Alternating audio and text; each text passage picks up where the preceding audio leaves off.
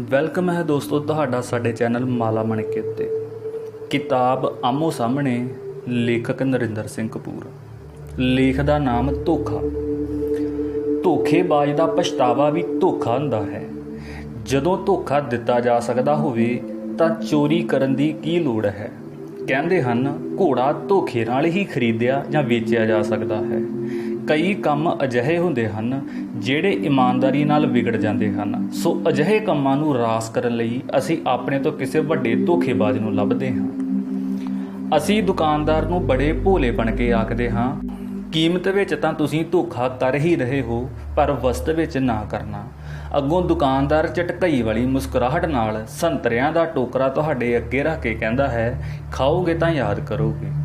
ਯਾਦ ਤਾਂ ਤੁਸੀਂ ਕਰੋਗੇ ਹੀ, ਕਿਉਂਕਿ ਜਦੋਂ ਉੱਪਰਲੇ ਭਲਵਾਨਾਂ ਵਰਗੇ ਸੰਤਰੇ ਹਟਾਓਗੇ ਤਾਂ ਥੱਲੋਂ ਬੰਟਿਆਂ ਵਰਗੇ ਸੰਤਰੇ ਨਿਕਲਣਗੇ।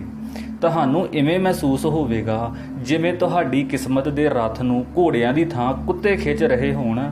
ਪਰ ਕੁੱਤੇ ਵਿੱਚ ਇਹ ਗੁਣ ਹੈ ਕਿ ਉਹ ਬੰਦੇ ਨਾਲ ਧੋਖਾ ਨਹੀਂ ਕਰਦਾ, ਕਿਉਂਕਿ ਉਹ ਕੁੱਤਾ ਹੋਣ ਵਿੱਚ ਹੀ ਸੰਤੁਸ਼ਟ ਹੈ। ਇਸ ਲਈ ਉਹ ਲੰਮੇ ਅਰਸੇ ਤੱਕ ਬੰਦੇ ਲਈ ਵਫਾਦਾਰੀ ਦਾ ਆਦਰਸ਼ ਬਣਿਆ ਰਹੇਗਾ। ਇੱਕ ਕੁੱਤਾ ਜਦੋਂ ਆਪਣੇ ਸਾਥੀਆਂ ਨਾਲੋਂ ਪਿੱਛੇ ਰਹਿ ਗਿਆ ਤਾਂ ਇੱਕ ਦਰਦੀ ਕੁੱਤੇ ਨੇ ਉਸ ਨੂੰ ਆਵਾਜ਼ ਮਾਰ ਕੇ ਕਿਹਾ, ਆ ਜਾ ਜਲਦੀ ਕਰ, ਸਾਡੇ ਨਾਲ ਰਲ ਜਾ, ਨਹੀਂ ਤਾਂ ਬੰਦੇ ਦੀ ਮੌਤ ਮਾਰਿਆ ਜਾਵੇਗਾ। ਧੋਖਾ ਅਯੋਗਤਾ ਦਾ ਹਥਿਆਰ ਹੁੰਦਾ ਹੈ। ਜਿੱਥੇ ਯੋਗਤਾ, ਅਕਲ ਅਤੇ ਤਾਕਤ ਸਫਲ ਨਹੀਂ ਹੁੰਦੀ, ਉੱਥੇ ਧੋਖੇ ਤੋਂ ਕੰਮ ਲੈਣਾ ਬੜਾ ਸੁਭਾਵਿਕ ਵਰਤਾਰਾ ਹੁੰਦਾ ਹੈ। ਜਿਹੜੇ ਹਿੰਮਤ ਵਿਖਾਉਣ ਸਮੇਂ ਸੁੰਗੜ ਜਾਂਦੇ ਹਨ, ਉਹ ਧੋਖਾ ਦੇਣ ਵਿੱਚ ਬੜੇ ਚੁਸਤ, ਹਿੰਮਤੀ ਅਤੇ ਬਹਾਦਰ ਹੁੰਦੇ ਹਨ। ਝੋਲੀ ਚੁੱਕ ਅਤੇ ਚੁਗਲਖੋਰ, ਦੰਭੀ ਅਤੇ ਪਖੰਡੀ, ਚਲਾਕ ਅਤੇ ਮਕਾਰ, ਝੂਠੇ ਅਤੇ ਬਹਾਨੇਬਾਜ਼, ਢੋਂਗੀ ਅਤੇ ਫਰੇਬੀ ਆਦਿ ਧੋਖਾ ਦੇਣ ਦੀ ਬਿਰਤੀ ਨੂੰ ਆਪਣੀ ਯੋਗਤਾ ਸਮਝਦੇ ਹਨ। ਹਰ ਕੋਈ ਸਿਆਣਾ ਪ੍ਰਤੀਤ ਹੋਣਾ ਚਾਹੁੰਦਾ ਹੈ, ਪਰ ਜਿਹੜਾ ਸਫਲ ਨਹੀਂ ਹੁੰਦਾ ਉਹ ਧੋਖੇਬਾਜ਼ ਬਣ ਜਾਂਦਾ ਹੈ। ਆਲੇ ਦੁਆਲੇ ਵਿੱਚ ਕਈ ਲੂੰਬੜ ਤੁਹਾਨੂੰ ਦਰਵੇਸ਼ ਬਣੇ ਪ੍ਰਤੀਤ ਹੋਣਗੇ। ਆਧੁਨਿਕ ਯੁੱਗ ਧੋਖੇ ਦਾ ਯੁੱਗ ਹੈ।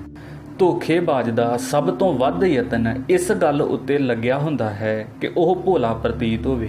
ਕਲਫ ਲਾ ਕੇ ਉਹ ਆਪਣੇ ਆਪ ਨੂੰ ਧੋਖਾ ਦੇਵੇਗਾ। ਇਹ ਪ੍ਰੇਰਨਾ ਅਕਸਰ ਉਸ ਨੂੰ ਆਪਣੀ ਪਤਨੀ ਤੋਂ ਮਿਲਦੀ ਹੈ। ਇਵੇਂ ਦੋਵੇਂ ਚੋਰਾਂ ਵਾਂਗ ਆਪਣੀਆਂ ਪੈੜਾਂ ਪੂੰਝਦੇ ਹਨ।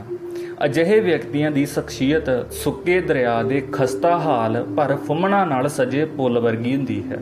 ਲਗਭਗ ਹਰ ਵਿਅਕਤੀ ਜੋ ਕੁਝ ਉਹ ਹੁੰਦਾ ਹੈ ਉਸ ਤੋਂ ਵੱਖਰਾ ਅਤੇ ਵੱਡਾ ਪ੍ਰਤੀਤ ਹੋਣ ਦੇ ਯਤਨ ਵਿੱਚ ਆਪਣੇ ਆਲੇ ਦੁਆਲੇ ਧੋਖੇ ਦਾ ਇੱਕ ਵਾਤਾਵਰਣ ਉਸਾਰ ਲੈਂਦਾ ਹੈ। ਇੰਜ ਲੱਗਦਾ ਹੈ ਜਿਵੇਂ ਛੋਟੇ ਦੀਵੇ ਵੱਡੀਆਂ ਲਾਟਾਂ ਲਈ ਤਾਂਘ ਰਹੇ ਹੋਣ। ਅਜਿਹੇ ਵਿਅਕਤੀਆਂ ਦੇ ਦਿਲਾਂ ਦੀਆਂ ਜੇਬਾਂ ਵਿੱਚ ਕੁਝ ਨਹੀਂ ਹੁੰਦਾ। ਅਜਿਹੇ ਵਿਅਕਤੀਆਂ ਨੂੰ ਮਿਲ ਕੇ ਫਟੇ ਹੋਏ ਦੁੱਧ ਦੀ ਚਾਹ ਪੀਣ ਵਾਲਾ ਅਨੁਭਵ ਹੁੰਦਾ ਹੈ। ਇਹਨਾਂ ਨੂੰ ਵੇਖ ਕੇ ਇੰਜ ਪ੍ਰਤੀਤ ਹੁੰਦਾ ਹੈ ਜਿਵੇਂ ਕੋਈ ਸ਼ਰਾਬੀ ਆਪਣੀ ਹੀ ਲਾਹੀ ਜੁੱਤੀ ਨੂੰ ਲੱਭ ਰਿਹਾ ਹੋਵੇ। ਅਜੋਕੇ ਯੁੱਗ ਦੀ ਸੋਚ ਅਤੇ ਵਿਹਾਰ ਵਿੱਚ ਧੋਖੇ ਦਾ ਰੰਗ ਗੂੜਾ ਹੈ। ਜਿਵੇਂ ਪਿੱਤਲ ਦੀ ਮੁੰਦਰੀ ਨਾ ਕਿਸੇ ਪਿਆਰ ਦੀ ਨਿਸ਼ਾਨੀ ਬਣਦੀ ਹੈ, ਨਾ ਹੀ ਔਖੇ ਵੇਲੇ ਰਕਮ ਬਣਦੀ ਹੈ, ਉਵੇਂ ਹੀ ਧੋਖੇ ਨਾਲ ਕਿਸੇ ਨਾਲ ਨਾ ਕੋਈ ਡੂੰਘਾ ਰਿਸ਼ਤਾ ਉਸਾਰਿਆ ਜਾ ਸਕਦਾ ਹੈ ਤੇ ਨਾ ਹੀ ਕਿਸੇ ਰਿਸ਼ਤੇ ਦਾ ਨਿੱਘ ਮਾਣਿਆ ਜਾ ਸਕਦਾ ਹੈ। ਧੋਖਾ ਆਮ ਤੌਰ 'ਤੇ ਉਹ ਵਿਅਕਤੀ ਕਰਦੇ ਹਨ ਜਿਨ੍ਹਾਂ ਦੀ ਦ੍ਰਿਸ਼ਟੀ ਵਿਸ਼ਾਲ ਨਹੀਂ ਹੁੰਦੀ, ਜਿਨ੍ਹਾਂ ਦਾ ਅਨੁਭਵ ਡੂੰਘਾ ਨਹੀਂ ਹੁੰਦਾ, ਜਿਨ੍ਹਾਂ ਦੀ ਸੋਚ ਵਿੱਚ ਰੌਣਕ ਨਹੀਂ ਹੁੰਦੀ, ਜਿਨ੍ਹਾਂ ਦੇ ਦਿਲ ਪਵਿੱਤਰ ਬੀੜ ਵਾਂਗ ਨਹੀਂ ਖੁੱਲ੍ਹਦੇ। ਪਿੰਡ ਵਿੱਚ ਲੋਕ ਆਮੋ ਸਾਹਮਣੇ ਵੱਸਦੇ ਹਨ। ਉਹ ਇੱਕ ਦੂਜੇ ਨੂੰ ਕਈ ਪੁਸ਼ਤਾਂ ਤੋਂ ਜਾਣਦੇ ਹੁੰਦੇ ਹਨ। ਸੋ ਉਹਨਾਂ ਵਿੱਚ ਸ਼ਹਿਰੀਆਂ ਵਾਲੀ ਧੋਖੇ ਦੀ ਬਿਰਤੀ ਨਹੀਂ ਹੁੰਦੀ। ਸ਼ਹਿਰੀ ਲੋਕ ਬਹੁਤੇ ਨੌਕਰੀ ਪੇਸ਼ਾ ਅਤੇ ਦੁਕਾਨਦਾਰ ਹੁੰਦੇ ਹਨ। ਸੋ ਦਿਖਾਵੇ ਦੀ ਬਿਰਤੀ ਕਾਰਨ ਕਮੀਨਾਪਣ ਇਹਨਾਂ ਦੇ ਵਿਹਾਰ ਦਾ ਇੱਕ ਬੁਨਿਆਦੀ ਅੰਗ ਬਣ ਜਾਂਦਾ ਹੈ। ਇਹਨਾਂ ਸ਼ਹਿਰੀਆਂ ਦੀਆਂ ਸਮੱਸਿਆਵਾਂ ਛੋਟੀਆਂ, ਲੜਾਈਆਂ ਮਧਰੀਆਂ ਅਤੇ ਸਮਝੌਤੇ ਲੰਗੜੇ ਹੁੰਦੇ ਹਨ।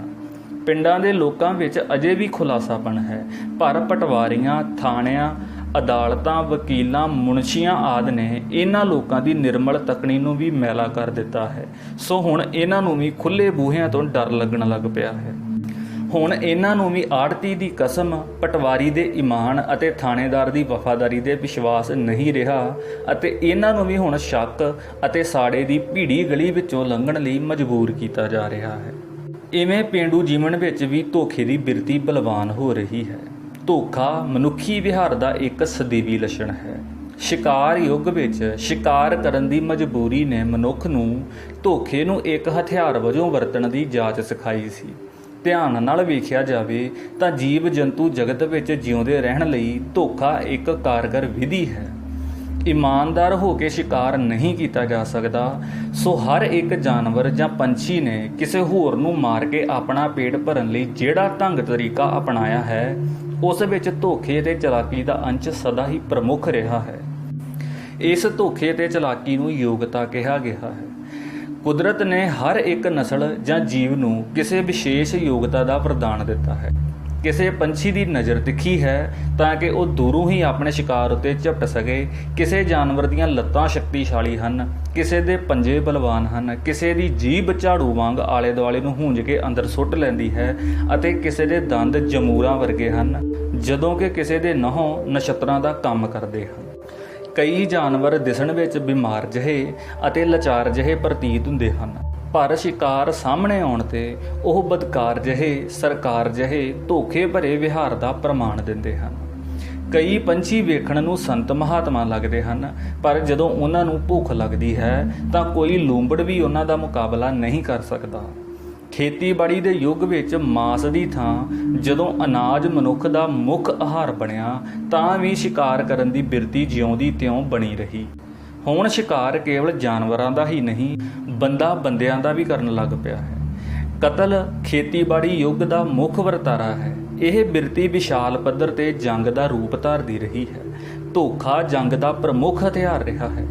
ਹਰ ਇੱਕ ਹਾਕਮ ਆਪਣੇ ਸੱਚੇ ਅਤੇ ਪਰਉਪਕਾਰੀ ਹੋਣ ਦਾ ਪ੍ਰਭਾਵ ਦੇਣਾ ਚਾਹੁੰਦਾ ਹੈ। ਉਹ ਗੱਲਾਂ ਅਮਨ ਦੀਆਂ ਕਰਦਾ ਹੈ, ਪਰ ਵਿਹਾਰ ਜੰਗ ਵਾਲਾ ਕਰਦਾ ਹੈ। ਅਜਿਹੇ ਵਿਹਾਰ ਨੂੰ ਰਾਜਨੀਤੀ ਕਹਿੰਦੇ ਹਨ। ਧੋਖੇ ਬਿਨਾਂ ਰਾਜਨੀਤੀ ਇੰਜ ਹੀ ਹੈ ਜਿਵੇਂ ਪਾਣੀ ਤੋਂ ਬਿਨਾਂ ਦਰਿਆ। ਯੁੱਧ ਰਾਜਨੀਤੀ ਦਾ ਹੀ ਹਥਿਆਰਬੰਦ ਪ੍ਰਗਟਾਵਾ ਹੁੰਦਾ ਹੈ। ਰੌਲਾ ਦੱਖਣ ਵਿੱਚ ਪਾਇਆ ਜਾਂਦਾ ਹੈ, ਹਮਲਾ ਉੱਤਰ ਵਿੱਚ ਕੀਤਾ ਜਾਂਦਾ ਹੈ। ਜ਼ਮੀਨ ਤੇ ਗੱਤੇ ਦੇ ਜਹਾਜ਼ ਟਿਕਾ ਕੇ ਦੁਸ਼ਮਣ ਦੇ ਜਹਾਜ਼ਾਂ ਨੂੰ ਬੰਬ ਸੁੱਟਣ ਲਈ ਪ੍ਰੇਰਿਆ ਜਾਂਦਾ ਹੈ। ਕਈ ਵਾਰੀ ਧੋਖਾ ਦੇਣ ਲਈ ਸੱਚ ਵੀ ਬੋਲਿਆ ਜਾਂਦਾ ਹੈ ਤਾਂ ਕਿ ਦੁਸ਼ਮਣ ਉਸ ਉੱਤੇ ਵਿਸ਼ਵਾਸ ਨਾ ਕਰੇ। ਸੂਹ ਲੈਣ ਲਈ ਅਫਵਾਹਾਂ ਫੈਲਾਈਆਂ ਜਾਂਦੀਆਂ ਹਨ। ਦੁਸ਼ਮਣ ਨੂੰ ਗਲਤ ਸੂਚਨਾ ਇਵੇਂ ਪਹੁੰਚਾਈ ਜਾਂਦੀ ਹੈ ਕਿ ਦੁਸ਼ਮਣ ਨੂੰ ਜਿਵੇਂ ਅਚਾਨਕ ਦੂਜੀ ਧਿਰ ਦੀ ਵਿਉਂਤ ਪਤਾ ਲੱਗਣ ਦਾ ਪ੍ਰਭਾਵ ਪਵੇ। ਮੁਰਦੇ ਫੌਜੀ ਨਾਲ ਝੂਠੇ ਕਾਗਜ਼ਾਂ ਵਾਲਾ ਸੂਟਕੇਸ ਇਸ ਢੰਗ ਨਾਲ ਰੱਖਿਆ ਜਾਂਦਾ ਹੈ ਕਿ ਦੁਸ਼ਮਣ ਉਹਨਾਂ ਕਾਗਜ਼ਾਂ ਨੂੰ ਸੱਚ ਮੰਨ ਲਵੇ। ਧੋਖੇ ਦੀ ਇਹ ਬਿਰਤੀ ਰੂਪ ਅਤੇ ਰੰਗ ਬਦਲ ਕੇ ਅਜੋਕੇ ਵਪਾਰ ਵਿੱਚ ਵਿਆਪਕ ਪੱਧਰ ਤੇ ਪ੍ਰਗਟ ਹੋ ਰਹੀ ਹੈ। ਅਜੋਕੇ ਯੁੱਗ ਵਿੱਚ ਉਤਪਾਦਨ ਅਤੇ ਵੰਡ ਵਡੇਰੇ ਦਾ ਢੰਗ ਪੂੰਜੀਵਾਦੀ ਹੈ। ਪੂੰਜੀਵਾਦ ਦਾ ਮੁੱਖ ਉਦੇਸ਼ ਵੱਧ ਤੋਂ ਵੱਧ ਮੁਨਾਫਾ ਕਮਾਉਣਾ ਦਾ ਹੈ। ਸੋ ਦੇਸ਼ਾਂ ਦੇ ਹੱਦਾਂ ਬੰਨੇ ਖੁਰ ਗਏ ਹਨ ਅਤੇ ਸਾਰਾ ਸੰਸਾਰ ਇੱਕ ਵੱਡੀ ਮੰਡੀ ਬਣ ਗਿਆ ਹੈ। ਤੁਹਾਡੀ ਜੇਬ ਵਿੱਚ ਪੈਸਾ ਹੋਣਾ ਚਾਹੀਦਾ ਹੈ। ਕੱਢਣ ਦਾ ਤਰੀਕਾ ਪੂੰਜੀਵਾਦ ਜਾਂ ਵਪਾਰੀ ਵਰਗ ਆਪੇ ਸਿਰਜ ਲਵੇਗਾ। ਇੱਕ ਪੱਖੋਂ ਇਹ ਯੁੱਗ ਗੁਲਾਮਾਂ ਅਤੇ ਦਾਸਾਂ ਦੇ ਯੁੱਗ ਨਾਲੋਂ ਵੀ ਵਧੇਰੇ ਨਿਰਦਈ ਹੈ। ਗੁਲਾਮਾਂ ਦੇ ਯੁੱਗ ਵਿੱਚ ਮਾਲਕ ਗੁਲਾਮ ਅਤੇ ਉਸ ਦੇ ਟੱਬਰ ਦੇ ਭੋਜਨ ਅਤੇ ਵਸੇਬੇ ਦੀ ਜ਼ਿੰਮੇਵਾਰੀ ਵੀ ਲੈਂਦਾ ਸੀ, ਪਰ ਪੂੰਜੀਵਾਦ ਨੇ ਇਹ ਜ਼ਿੰਮੇਵਾਰੀਆਂ ਤਿਆਗ ਦਿੱਤੀਆਂ ਹਨ ਅਤੇ ਕਾਰਖਾਨਿਆਂ ਦੇ ਰੂਪ ਵਿੱਚ ਵੱਡੇ ਵੱਡੇ ਵੇਲਣੇ ਲਾ ਦਿੱਤੇ ਹਨ, ਜਿੱਥੇ ਕਾਮਿਆਂ ਮਜ਼ਦੂਰਾਂ ਨੂੰ ਨਿਚੋੜਿਆ ਅਤੇ ਨਪੀੜਿਆ ਜਾਂਦਾ ਹੈ ਅਤੇ ਨਿਚੋੜ ਕੇ ਰੁਲਣ ਲਈ ਸੁੱਟ ਦਿੱਤਾ ਜਾਂਦਾ ਹੈ। ਪੂੰਜੀਵਾਦ ਆਪਣੇ ਆਪ ਵਿੱਚ ਇੱਕ ਧੋਖਾ ਹੈ ਅਤੇ ਪੂੰਜੀਵਾਦ ਦੇ ਭਾਈਵਾਲ ਲੂੰਬੜ ਬਣ ਗਏ ਹਨ, ਜਿਨ੍ਹਾਂ ਨੇ ਭੇਡਾਂ ਦੀ ਰਾਖੀ ਸਾਂਭ ਲਈ ਹੈ। ਧੋਖੇ ਭਰੀ ਸ਼ਿਕਾਰ ਦੀ ਜਿਹੜੀ ਬਿਰਤੀ ਘੇਰ ਕੇ ਘਾਤ ਲਾ ਕੇ ਕਤਲ ਕਰਨ ਵਿੱਚ ਅਤੇ ਜੰਗ ਦੇ ਰੂਪ ਵਿੱਚ ਨਰਸੰਹਾਰ ਕਰਨ ਵਿੱਚ ਪ੍ਰਗਟ ਹੋਈ ਸੀ, ਉਹੀ ਬਿਰਤੀ ਹੁਣ ਵਪਾਰ ਵਿੱਚ ਪ੍ਰਗਟ ਹੋ ਰਹੀ ਹੈ। ਧੋਖੇ ਦਾ ਨਾਂ ਬਦਲ ਲਿਆ ਗਿਆ ਹੈ, ਪਰ ਬਿਰਤੀ ਬਰਕਰਾਰ ਹੈ। ਰਾਜਨੀਤੀ ਵਿੱਚ ਧੋਖੇ ਨੂੰ ਲੋਕ ਸੇਵਾ ਕਿਹਾ ਜਾਂਦਾ ਹੈ। ਹੁਣ ਧੋਖਾ ਫਰਜ਼ ਸਮਝ ਕੇ ਕੀਤਾ ਜਾਂਦਾ ਹੈ ਅਤੇ ਇਸ ਫਰਜ਼ ਨੂੰ ਪਵਿੱਤਰ ਬਣਾਉਣ ਦਾ ਯਤਨ ਵੀ ਕੀਤਾ ਜਾ ਰਿਹਾ ਹੈ। ਕੋਈ ਵੀ ਧਰਮ ਧੋਖਾ ਦੇਣ ਦੀ ਪ੍ਰੇਰਨਾ ਨਹੀਂ ਦਿੰਦਾ, ਪਰ ਧਰਮ ਦੇ ਨਾਂ 'ਤੇ ਮਨੁੱਖ ਵੱਲੋਂ ਜਿਤਨਾ ਧੋਖਾ ਮਨੁੱਖ ਨਾਲ ਹੋਇਆ ਹੈ, ਉਸ ਦੀ ਮਿਸਾਲ ਮਨੁੱਖ ਨੂੰ ਨਿਰੰਤਰ ਸ਼ਰਮਿੰਦਾ ਕਰਦੀ ਹੈ। ਪਰ ਮਨੁੱਖ ਹੀ ਹੈ ਜਿਹੜਾ ਸਭ ਤੋਂ ਵੱਧ ਗਿਆਨਵਾਨ ਹੋਣ ਦੇ ਬਾਵਜੂਦ ਮੂਰਖਤਾ ਦੇ ਨਿੱਤ ਨਵੇਂ ਪ੍ਰਮਾਣ ਦੇ ਰਿਹਾ ਹੈ। ਜਦੋਂ ਕੋਈ ਸੰਤ ਬਿਮਾਰ ਪੈਂਦਾ ਹੈ ਤਾਂ ਉਸ ਨੂੰ ਬੜੀ ਪਰੇਸ਼ਾਨੀ ਭਰੀ ਮੁਸ਼ਕਲ ਹੁੰਦੀ ਹੈ, ਕਿਉਂਕਿ ਉਸ ਦੀ ਰੂਹਾਨੀ ਕਮਾਈ ਉਸ ਦੇ ਸ਼ਰਧਾਲੂਆਂ ਨੂੰ ਧੋਖਾ ਪ੍ਰਤੀਤ ਹੁੰਦੀ ਹੈ ਅਤੇ ਉਸ ਦੀ ਮਾਨਤਾ ਘਟਦੀ ਹੈ। ਅਜੋਕੇ ਯੁੱਗ ਵਿੱਚ ਪਿਆਰ ਜਿਹਾ ਅਨੁਭਵ ਵੀ ਧੋਖੇ ਦੀ ਮਾਰ ਤੋਂ ਮੁਕਤ ਨਹੀਂ ਰਿਹਾ। ਅੱਜ ਦੇ ਪ੍ਰੇਮੀ ਹਰ ਮੌਕੇ ਲਈ ਆਪਣੇ ਚਿਹਰੇ ਦਾ ਚੌਖਟਾ ਅਤੇ ਮੁਸਕਰਾਹਟ ਦਾ ਰੰਗ ਬਦਲ ਲੈਂਦੇ ਹਨ। ਅਜੋਕੇ ਪ੍ਰੇਮੀ ਨੂੰ ਪ੍ਰੇਮਿਕਾ ਦਾ ਸਾਥ ਪ੍ਰਾਪਤ ਕਰਨ ਲਈ ਹੁਣ ਵਧੇਰੇ ਝੂਠੇ ਵਾਅਦੇ ਕਰਨੇ ਪੈਂਦੇ ਹਨ। ਪ੍ਰੇਮੀ ਨੂੰ ਪ੍ਰੇਮਿਕਾ ਲਾਵਾਂ ਫੇਰਿਆਂ ਵੱਲ ਖਿੱਚਦੀ ਹੈ, ਜਦੋਂ ਕਿ ਪ੍ਰੇਮਿਕਾ ਨੂੰ ਪ੍ਰੇਮੀ ਬਿਸਤਰੇ ਵੱਲ ਧਕੇਲਦਾ ਹੈ। ਕੁੰਡੀ ਲਾ ਕੇ ਮੱਛੀ ਫੜਨ ਵਾਲੀ ਜਾਂ ਮਕੜੀ ਵਾਲੀ ਇਹ ਬਿਰਤੀ ਸਮੁੱਚੇ ਇਸਤਰੀ ਪੁਰਸ਼ ਸੰਬੰਧਾਂ ਵਿੱਚ ਪਸਰਦੀ ਜਾ ਰਹੀ ਹੈ। ਹੁਣ ਪਿਆਰ ਵਿੱਚ ਵੀ ਸ਼ਿਕਾਰ, ਵਪਾਰ ਅਤੇ ਸਰਕਾਰ ਵਾਲੇ ਧੋਖੇ ਭਰੇ ਢੰਗ ਤਰੀਕੇ ਵਰਤੇ ਜਾਂਦੇ ਹਨ। ਹੱਥ ਜੋੜਨੇ, ਮੱਥਾ ਟੇਕਣਾ, ਪੈਰੀ ਹੱਥ ਲਾਉਣਾ ਆਦਿ ਪ੍ਰਗਟਾਵਿਆਂ ਦਾ ਪਿਛੋਕੜ ਇਹ ਹੈ ਕਿ ਦੂਜੀ ਧਿਰ ਨੂੰ ਵਿਸ਼ਵਾਸ ਦਿਵਾਇਆ ਜਾਵੇ ਕਿ ਧੋਖੇ ਦੀ ਕੋਈ ਸੰਭਾਵਨਾ ਨਹੀਂ ਹੈ। ਅਜੋਕੇ ਯੁੱਗ ਨੇ ਹਰ ਖੇਤਰ ਵਿੱਚ ਵੰਨ-ਸੁਵੰਨਤਾ ਲਿਆਂਦੀ ਹੈ ਅਤੇ ਇਹ ਵੰਨ-ਸੁਵੰਨਤਾ ਧੋਖੇ ਦੇ ਖੇਤਰ ਵਿੱਚ ਵੀ ਪ੍ਰਗਟ ਹੋ ਰਹੀ ਹੈ। ਕਿਸੇ ਨੇ ਕਿਹਾ ਹੈ, ਜੇ ਸ਼ਰੀਕ ਵਸ ਵਿੱਚ ਨਾ ਆਉਣ ਤਾਂ ਉਹਨਾਂ ਦਾ ਹਮਦਰਦ ਬਣ ਕੇ ਕਿਧਰੋਂ ਮਧਰੀ ਕੁੜੀ ਦਾ ਸਾਕ ਲਿਆ ਦਿਓ, ਮਧਰੇ ਬੱਚੇ ਜੰਮਣਗੇ ਜਿਨ੍ਹਾਂ ਨੂੰ ਜਿੱਥੋਂ ਚਾਹੇ ਜਦੋਂ ਮਰਜ਼ੀ ਕੁੱਟ ਲਵੋ। ਇਵੇਂ ਹੀ ਜੇ ਕਿਸੇ ਨੂੰ ਸਾਰੀ ਉਮਰ ਦਾ ਜੰਜਾਲ ਪਾਉਣਾ ਚਾਹੁੰਦੇ ਹੋ ਤਾਂ ਉਸ ਦੀ ਧੀ ਨੂੰ ਦਰਵਾਜ਼ੇ ਨਾਲੋਂ ਵੀ ਵੱਡੀ ਪੇਟੀ ਦਾਜ ਵਿੱਚ ਤੋਹਫੇ ਵਜੋਂ ਦੇ ਦਿਓ, ਸਾਂਭਦੀ ਉਹ ਚੱਲ ਵਸੇਗੀ। ਕਿਸੇ ਤੋਂ ਬਦਲਾ ਲੈਣਾ ਹੋਵੇ ਤਾਂ ਉਸ ਦੀ ਔਲਾਦ ਨੂੰ ਆਪਣੇ ਪੱਲਿਓਂ ਖਵਾਓ ਪਿਆਓ। ਜਦੋਂ ਬਾਹਰ ਖਾਣ ਪੀਣ ਦੀ ਆਦਤ ਪੱਕ ਜਾਵੇ ਤਾਂ ਛੱਡ ਦਿਓ, ਉਹ ਸਾਰੇ ਮਹਿਲ ਮੁਹੱਲੇ ਉਜਾੜ ਦੇਵੇਗੀ। ਅਜੋਕੇ ਯੁੱਗ ਵਿੱਚ ਸਫਲ ਧੋਖੇ ਨੂੰ ਨਿਪੁੰਨਤਾ ਅਤੇ ਕਾਰਗਰ ਜੁਗਤ ਅਤੇ ਜੁਗਾੜ ਦੇ ਸਤਿਕਾਰ ਭਰੇ ਰੂਪ ਵਿੱਚ ਪੇਸ਼ ਕੀਤਾ ਅਤੇ ਸਵੀਕਾਰਿਆ ਜਾਂਦਾ ਹੈ। ਧੋਖੇ ਦੀ ਵਿਆਪਕ ਬਿਰਤੀ ਦਾ ਇੱਕ ਕਾਰਨ ਇਹ ਹੈ ਕਿ ਅਜੋਕੇ ਜੀਵਨ ਵਿੱਚ ਸ਼ੱਕ, ਸਾੜਾ ਅਤੇ ਨਫ਼ਰਤ ਵੱਧ ਗਏ ਹਨ। ਆਮ ਕਰਕੇ ਧੋਖਾ ਉਸ ਨੂੰ ਦਿੱਤਾ ਜਾਂਦਾ ਹੈ ਜਿਸ ਪ੍ਰਤੀ ਨਫ਼ਰਤ ਹੋਵੇ। ਧੋਖਾ ਇਸ ਡਰ ਨਾਲ ਵੀ ਦਿੱਤਾ ਜਾਂਦਾ ਹੈ ਕਿ ਕਿਧਰੇ ਦੂਜਾ ਹੀ ਪਹਿਲ ਕਰਕੇ ਸਾਨੂੰ ਹੀ ਧੋਖਾ ਨਾ ਦੇ ਜਾਵੇ। ਨਿੱਤ ਬਦਲਦੀਆਂ ਵਫ਼ਾਦਾਰੀਆਂ ਦੇ ਯੁੱਗ ਵਿੱਚ ਕੁਝ ਵੀ ਸਥਾਈ ਨਹੀਂ ਰਿਹਾ। ਹਰ ਕੋਈ ਆਪਣੇ ਆਪ ਨੂੰ ਇਕੱਲਾ ਅਤੇ ਤਿਲਕ ਰਿਹਾ ਮਹਿਸੂਸ ਕਰਦਾ ਹੈ। ਧੋਖੇ ਦੀ ਵਿਆਪਕ ਬਿਰਤੀ ਦਾ ਅਨੁਮਾਨ ਇਸ ਗੱਲ ਤੋਂ ਲਾਇਆ ਜਾ ਸਕਦਾ ਹੈ ਕਿ ਮਨ ਪਰਚਾਵੇ ਲਈ ਖੇਡੀਆਂ ਜਾਣ ਵਾਲੀਆਂ ਖੇਡਾਂ ਵੀ ਇਸ ਦੇ ਪ੍ਰਭਾਵ ਅਤੇ ਪਰਛਾਵੇਂ ਤੋਂ ਮੁਕਤ ਨਹੀਂ ਹਨ। ਉਸ ਨਾਲ ਧੋਖਾ ਨਹੀਂ ਹੋ ਰਿਹਾ ਹੁੰਦਾ ਜਿਸ ਨੂੰ ਪਤਾ ਹੈ ਕਿ ਉਸ ਨਾਲ ਧੋਖਾ ਹੋ ਰਿਹਾ ਹੈ। ਧੋਖਾ ਹੋਣ ਦੀ ਸੂਰਤ ਵਿੱਚ ਘੱਟ ਅਕਲ ਵਾਲਾ ਵਿਅਕਤੀ ਰੌਲਾ ਰੱਪਾ ਪਾਉਂਦਾ ਹੈ, ਮੂਰਖ ਬਦਲਾ ਲੈਣ ਦੀ ਧਮਕੀ ਦਿੰਦਾ ਹੈ, ਸਿਆਣਾ ਚੁੱਪ ਕਰਕੇ ਸਹਿ ਜਾਂਦਾ ਹੈ। ਜੇ ਤੁਹਾਨੂੰ ਕੋਈ ਸਤਿਕਾਰਯੋਗ ਵਿਅਕਤੀ ਧੋਖਾ ਦੇ ਰਿਹਾ ਹੋਵੇ ਤਾਂ ਖਿੜੇ ਮੱਥੇ ਧੋਖਾ ਖਾਓ ਅਤੇ ਆਪਣੇ ਆਪ ਤੇ ਮਾਣ ਕਰੋ। ਤੁਸੀਂ ਕਿਹੜੇ ਧੋਖੇ ਦਾ ਰੋਸ ਅਤੇ ਵਿਰੋਧ ਕਰੋਗੇ। ਇਹ ਨਾ ਸਮਝਣਾ ਕਿ ਤੁਸੀਂ ਇਮਾਨਦਾਰ ਹੋ ਅਤੇ ਧੋਖਾ ਦੇਣ ਦਾ ਦੋਸ਼ ਦੂਜਿਆਂ ਉੱਤੇ ਹੀ ਲੱਗ ਰਿਹਾ ਹੈ। ਅਸੀਂ ਸਾਰੇ ਧੋਖੇਬਾਜ਼ ਹਾਂ। ਧੋਖੇ ਦੀ ਆਪਣੀ ਪੱਧਰ ਨੂੰ ਅਸੀਂ ਇਮਾਨਦਾਰੀ ਦੇ ਗੁਆਂਢ ਵਿੱਚ ਰੱਖਦੇ ਹਾਂ ਅਤੇ ਵੱਖਰੀ ਕਿਸਮ ਜਾਂ ਵਡੇਰੀ ਪੱਧਰ ਦੀ ਬੇਈਮਾਨੀ ਤੋਂ ਪ੍ਰੇਰਿਤ ਵਿਹਾਰ ਨੂੰ ਧੋਖਾ ਕਹਿ ਕੇ ਅਸੀਂ ਆਪਣੇ ਸੱਚੇ ਸੁੱਚੇ ਹੋਣ ਦਾ ਭਰਮ ਪਾਲਦੇ ਹਾਂ। ਇਹ ਭਰਮ ਵੀ ਧੋਖਾ ਹੈ। ਸਭ ਪ੍ਰਕਾਰ ਦੀ ਕਲਾ ਵੀ ਇੱਕ ਭਰਮ ਹੈ ਅਤੇ ਭਰਮ ਧੋਖੇ ਦਾ ਬੁਨਿਆਦੀ ਲੱਛਣ ਹੈ। ਸਾਹਿਤਕਾਰ ਹੋਰ ਨਾਂ ਵਰਤ ਕੇ ਆਪਣੇ ਮਨ ਦੀਆਂ ਅਤ੍ਰਿਪਤੀਆਂ ਨੂੰ ਪ੍ਰਗਟਾਉਂਦੇ ਹਨ ਅਤੇ ਇਵੇਂ ਵਾਸਤਵਿਕ ਜੀਵਨ ਵਿਚਲੀ ਆਪਣੀ ਅਸਫਲਤਾ ਜਾਂ ਅਯੋਗਤਾ ਨੂੰ ਆਪਣੀ ਕਲਪਨਾ ਦੇ ਸੰਸਾਰ ਵਿੱਚ ਸਫਲਤਾ ਅਤੇ ਯੋਗਤਾ ਵਜੋਂ ਪੇਸ਼ ਕਰਦੇ ਹਨ। ਜਿਹੜੇ ਅਜਿਹਾ ਭਰਮ ਸਫਲਤਾ ਸਹਿਤ ਉਪਜਾ ਲੈਂਦੇ ਹਨ, ਉਹ ਕਲਾਕਾਰ ਅਤੇ ਸਾਹਿਤਕਾਰ ਅਖਵਾਉਂਦੇ ਹਨ। ਅਸੀਂ ਅਕਸਰ ਧੋਖੇ ਦੇ ਵਿਰੁੱਧ ਨਹੀਂ ਹੁੰਦੇ, ਮੂਰਖਤਾ ਭਰੇ ਢੰਗ ਨਾਲ ਕੀਤੇ ਅਸਫਲ ਅਤੇ ਮਹਿੰਗੇ ਧੋਖੇ ਦੇ ਵਿਰੁੱਧ ਹੁੰਦੇ ਹਾਂ। ਅਸੀਂ ਸਾਰੇ ਚਾਹੁੰਦੇ ਹਾਂ ਕਿ ਸਾਡੇ ਨਾਲ ਭਾਵੇਂ ਧੋਖਾ ਹੋਵੇ ਪਰ ਧੋਖਾ ਖੂਬਸੂਰਤ ਹੋਣਾ ਚਾਹੀਦਾ ਹੈ, ਜਾਦੂਗਰ ਦੇ ਜਾਦੂ ਵਰਗਾ।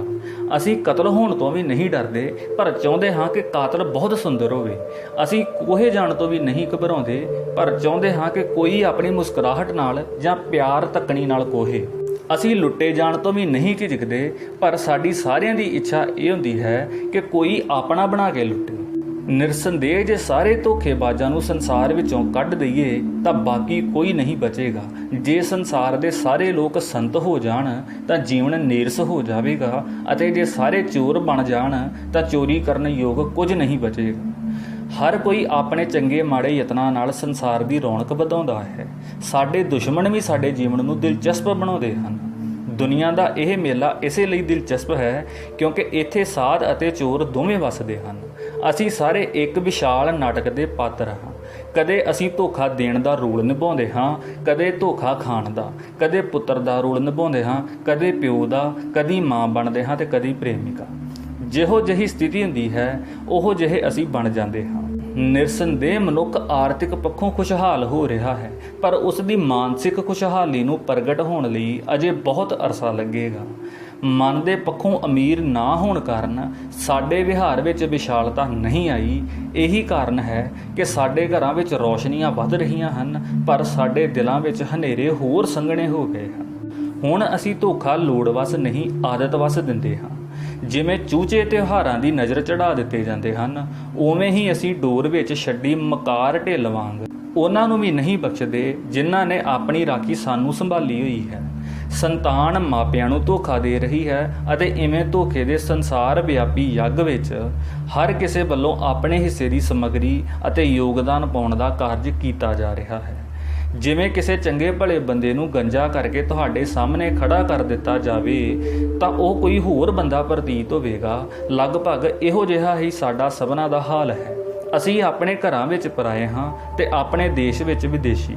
ਦੁਨੀਆ ਵਿੱਚ ਜੋ ਵੀ, ਜਿੱਥੇ ਵੀ, ਜੈਸਾ ਵੀ, ਜਾਂ ਉਹ ਸ਼ਿਕਾਰੀ ਬਣਿਆ ਹੋਇਆ ਹੈ ਜਾਂ ਉਹ ਝਾੜੀਆਂ ਵਿੱਚ ਰੁਲਦਾ ਛਿਪਦਾ ਖਰਗੋਸ਼ ਹੈ। ਹੁਣ ਥਾਣਿਆਂ ਦੇ ਬਾਹਰ ਲਿਖਿਆ ਜਾਂਦਾ ਹੈ, ਜੀ ਆਇਆਂ ਨੂੰ, ਅਤੇ ਜੇਲ੍ਹਾਂ ਦੇ ਬਾਹਰ ਤੁਸੀਂ ਪੜ੍ਹੋਗੇ, ਸਾਨੂੰ ਸੇਵਾ ਦਾ ਮੌਕਾ ਦਿਓ। ਸਾਡਾ ਜੀਵਨ ਕਿਸੇ ਦੀ ਭਾਲ ਵਿੱਚ ਭਟਕਣ ਵਾਂਗ ਗੁਜ਼ਰ ਰਿਹਾ ਹੈ।